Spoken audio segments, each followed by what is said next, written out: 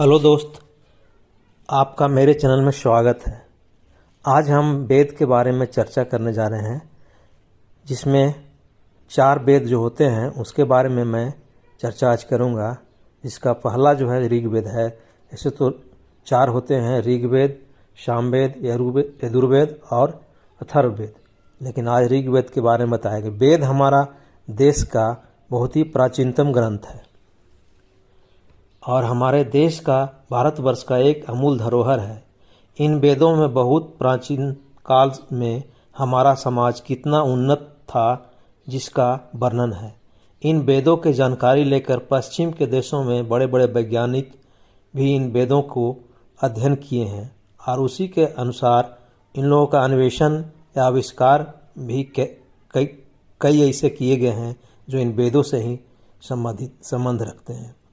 उसकी हालांकि इस वेद के बारे में हमारे देश को प्राचीन काल में ही तकनीकी ज्ञान था। जिस प्रकार यहाँ की मंदिरों में कलात्मकता और तकनीकी झलकती है, उससे लगता है कि यहाँ हमारा समाज जो था बहुत उन्नत था, आज से कहीं अधिक उन्नत था।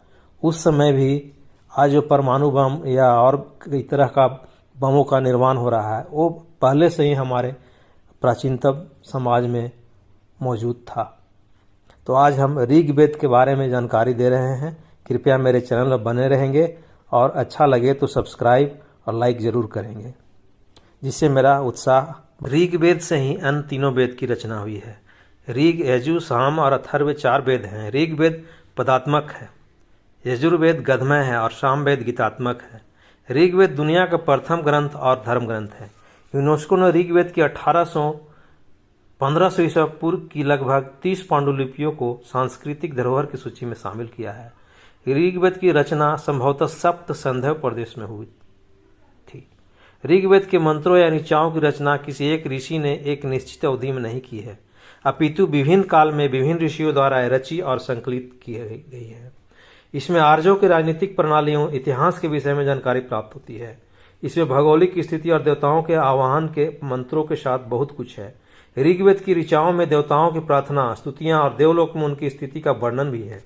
इसमें जल चिकित्सा, वायु चिकित्सा, सौर चिकित्सा, मानस चिकित्सा और हवन द्वारा चिकित्सा का आदि की भी जानकारी मिलती है। ऋग्वेद में च्यवन ऋषि को पुनः जुआ करने की कथा भी मिलती है। ऋग्वेद में यातुधानों को यज्ञों में बाधा डालने वाला तथा पवित्रताओं को कष्ट पहुंचाने वाला कहा गया है। ऋग्वेद की परिभाषा इस प्रकार है। ऋग अर्थात स्थिति और ज्ञान। ऋग्वेद सबसे पहला वेद है जो पदात्मक है। इसमें सब कुछ है। यह अपने आप में एक संपूर्ण वेद है। ऋग्वेद अर्थात ऐसा ज्ञान जो ऋचाओं में बद्ध हो। ऋग्वेद का परिचय भी इसके 10 मंडल में 1028 सूक्त है, जिसमें 11,000 मंत्र हैं। प्रथम और अंतिम मंडल समान रूप से बड़े हैं। उनमें सूक्तों की संख्या भी 191 है। दूसरे से 7वें मंडल तक का अंश ऋग्वेद का श्रेष्ठ भाग है। 8वें और प्रथम मंडल के प्रारंभिक 50 सूक्तों में समानता है। इसका 9वां मंडल सोम संबंधी 8 मंडलों के सूक्तों का संग्रह है। इसमें नवीन सूक्तों की रचना नहीं है। 10वें मंडल में प्रथम मंडल की सूक्त संख्याओं को ही बनाए रखा गया है, लेकिन इस मंडल सभी परिवर्तीकरण की रचनाएं हैं। 10वें मंडल में औषधि युक्त यानी दवाओं का जिक्र मिलता है। इसमें औषधियों की संख्या 125 के लगभग बताई गई है, जो कि 107 स्थानों पर पाई जाती हैं। औषधि में सोम का विशेष वर्णन है। ऋग्वेद में कई ऋषियों द्वारा रचित विभिन्न छंदों में लगभग 400 स्तुतियां या ऋचाएं हैं। ये स्तुतियां अग्नि, वायु, वरुण, इंद्र, विश्वदेव, मरुत, प्रजापति, सूर्य, उषा, पूषा, रुद्र, सविता आदि देवताओं को समर्पित है। ऋग्वेद के प्रथम मंडल के रचयिता अनेक ऋषि हैं, जबकि द्वितीय के गृत्समय, तृतीय के विश्वामित्र, चतुर्थ के वामदेव, पंचम के अत्रि, षष्टम के भारद्वाज, सप्तम के वशिष्ठ, अष्टम के कण्व और अंगिरा, नवम और दसम मंडल के अनेक ऋषि हुए हैं।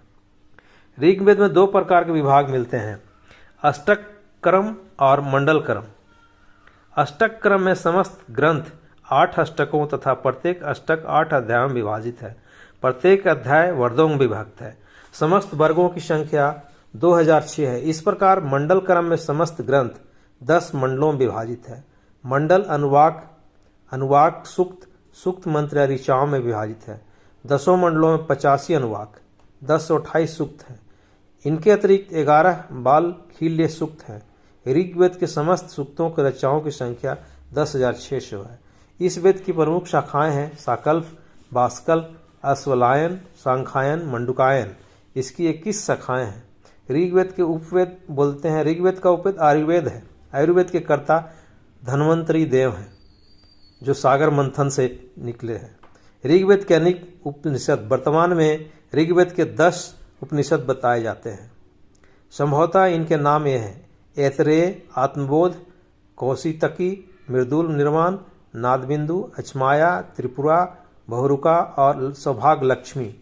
ऋग्वेद के ब्राह्मण ग्रंथों की संख्या 13 है, जिसमें ऋग्वेद के 2 ब्राह्मण ग्रंथ हैं, ऐतरेय ब्राह्मण, कौशितकी।